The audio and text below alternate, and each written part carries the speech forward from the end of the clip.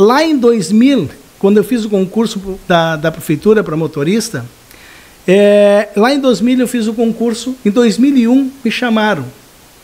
E nesse momento, quando me chamaram, Luciano, o prefeito era o Arthur Rocha Correia. Tá. Né, o prefeito Arthur. E entrei aonde? Na Secretaria de Obras. 2001, né? 2001. É o mandato que ele está pelo PDT.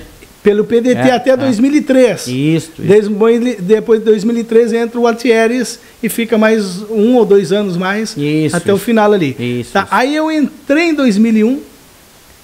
Quem é o secretário que me recebe? Fui trabalhar na Secretaria de Obras. O secretário Jerônimo, na época. Jerônimo, isso. Jerônimo Exatamente, Farias. Barbosa Farias. Jerônimo Barbosa. Tá. Quando eu cheguei ali, o Jerônimo me olhou e disse: pai, segurei aqui.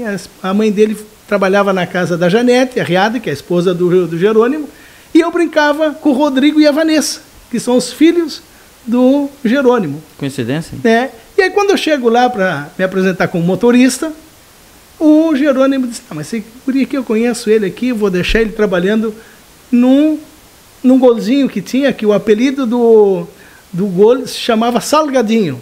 Por quê? Aí tu vai dizer, por quê? Por que Salgadinho? Tu te lembras do Gago, o Reinaldo. Tá. Te lembras do Reinaldo? Sim, sim. O Reinaldo vinha vindo uma época da Barra, por baixo, pela orla da praia, e vinha o Jaca, o Clóvis, que era o motorista.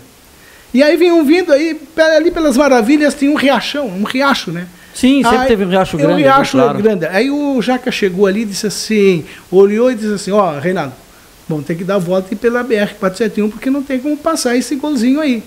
E o Reinaldo disse: rapaz, que eu vou te mostrar como dá para passar. Então tu toca tu, eu não vou tocar. E o Reinaldo fez o primeiro, o segundo, quando ele fez a segunda, a água passou em cima do teto do carro. Minha, nossa!